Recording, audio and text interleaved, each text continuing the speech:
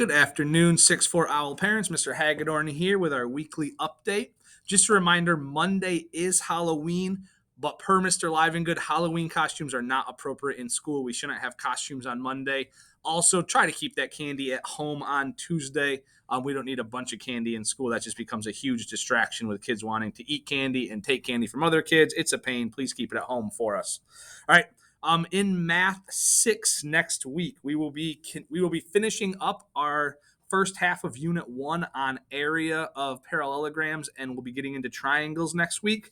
Our quiz will be Friday. We'll have study guide on Wednesday and Thursday, quiz on Friday next week. In Math 6 Plus, we're going to finish up our first 7th grade unit. That's our scale drawings unit.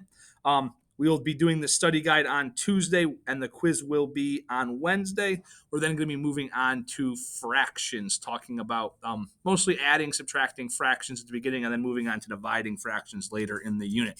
All right, have a great weekend, and we will see everybody on Monday. Hello. Welcome back. So we are in a new unit, and it is called The Voices of Adversity. And so we are studying the Middle Ages, and our big ticket this quarter is seeing what adversities were in the Middle Ages that are still around today. So we kicked off this unit, and we're learning about the Middle Ages. So we have nonfiction articles in our workbook. Students don't have their novel yet, but they will get that I think next week after next, actually. We're working on gist statements. So as students are reading, they are making gist statements. They are working on text-dependent questions. We have new vocabulary. Students took a pre-test today to see which words they knew and which tools are already in their toolkit, and then which ones they have to study. So they're going to have a vocabulary quiz along about next Thursday and Friday. And that will really depend on when we finish our check-in. So we have what is called an ELA, a North Carolina check-in. It is sort of like a small mock EOG. It is an assessment to let ELA teachers know where we are and how the kids are doing. It's not something that parents are going to get a score for, and it's not going to go in the grade book. It is just to let us know what objectives we've done well, and what objectives we need to work on in the future. And that is it. We'll see you next week.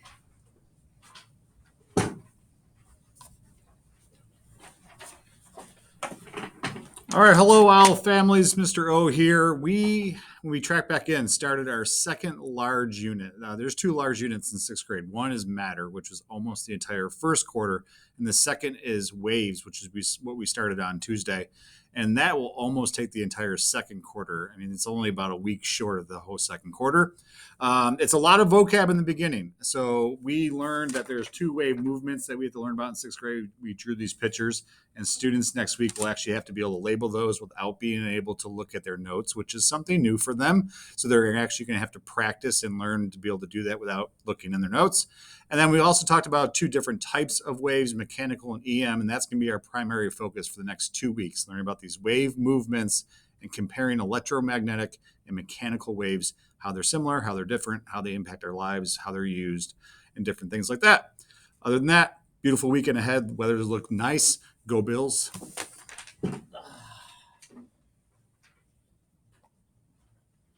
All right, friends, let's talk social studies for just a couple of minutes. As we tracked back in last week, we began our unit on world religions. And so we're in the process of understanding the basic ideas of culture, tradition, ritual, those kinds of important words that kind of connect to religion in a lot of ways. And now we're getting into origin stories and how early history and early people came up with stories about the world and explained how things worked and made sense of that natural world outside using stories that oftentimes became myths and legends and maybe even later faith and religion. We're going to continue that story into next week. We're talking about African beliefs and African religions right now. We'll get that on Monday. We'll talk about mono and polytheism and how the kind of big main 5 religions start at the end of next week. That means we'll be talking about Hinduism and Buddhism. We'll be talking about Islam, Judaism, and Christianity, the big 5. We'll kind of slide in a few of the other major religions as we go through our unit on world religions. And then in a couple of weeks, we'll start talking about world achievements, some of the major things that were invented and innovated along history. One other thing I wanted to also talk about, earlier this week, we went to the library and I had option for students to take these book orders home with them. A few people might have done that, and I'm going to put in the email that will come home with you today our code GKDV8. If you want to order anything from the Scholastic book order, you'll have to do it online with that code, and all of the instructions will be in the email. But you might want to look for these or online, some of the books that are available. We are going to make an order and hopefully get some kids some books if they're interested in that. So have a wonderful weekend, and we will see you back here next week.